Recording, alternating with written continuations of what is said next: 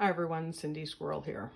Well, today I'm going to make myself poutine, or Putin, or however you want to pronounce it.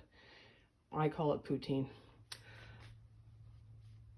And I'm going to do it a way that my grandmother, this is what my mom told me, that my grandma would always do her potatoes in the morning and let them sit all day long.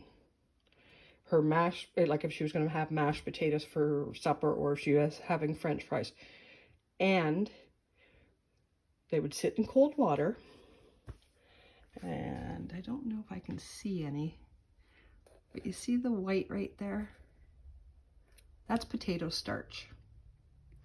The potato starch will settle to the bottom. Now I'm going to take the French fries out of here, put them in a colander, and then I'm going to slowly drain off the liquid until the white starch comes out. And my grandmother,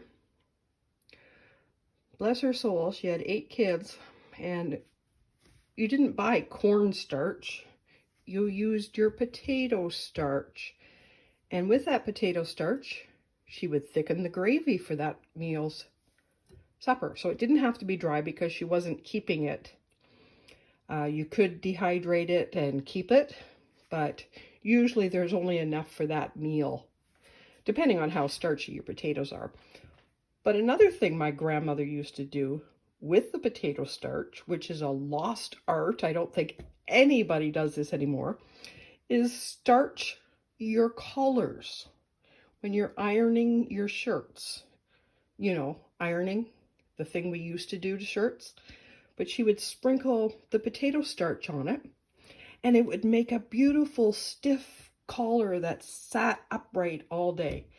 Well, that's 2 uses for potato starch, and it's free. It comes from your potatoes. So I've got the oil sitting on the stove, and I always use a Dutch oven with a lid. If anything ever happens and your oil catches fire, you just put the lid on. You definitely do not throw water on it or use a fire extinguisher. Put the lid on. Fire needs oxygen to grow. It will put it out. Anywho, I will drain off these potatoes and I'll show you the potato starch.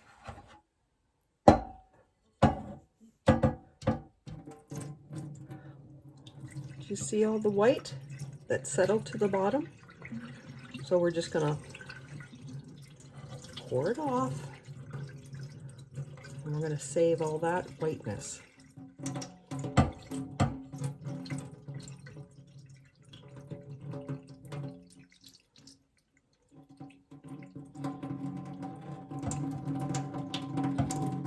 These weren't a very starchy potato by the looks of it.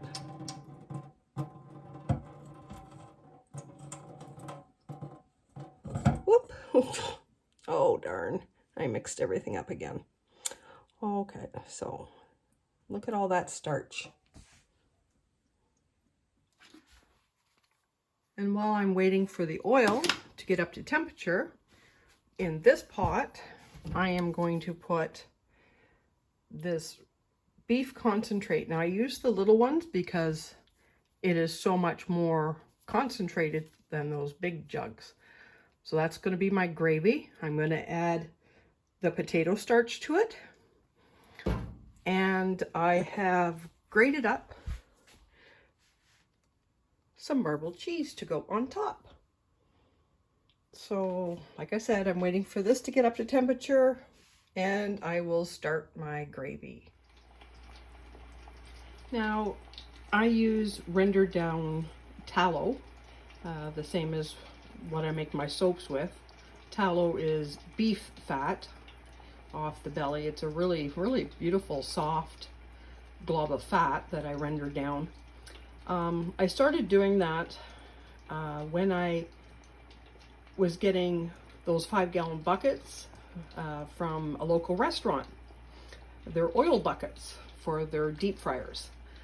And I was like, canola oil And then it had this big long chemical word.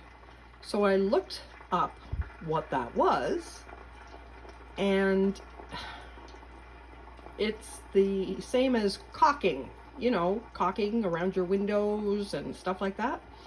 It's added to restaurant oils so that it doesn't splash up and burn the kid that's making the French fries.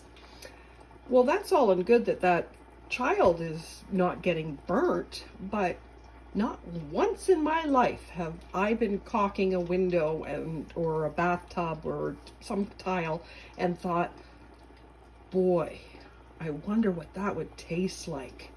Does that ever look good? No, not for me. So the fries are ready.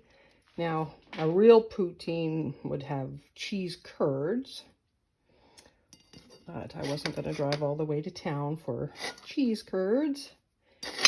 So, there we go. Some shredded cheese. And I'm really loving that concentrate, the beef stock concentrate. It has so much flavor. And instead of buying those little gravy mixes, which you don't know what is actually in them, but there we go. Poutine! Thanks for watching, everybody. I'm going to go enjoy my lunch.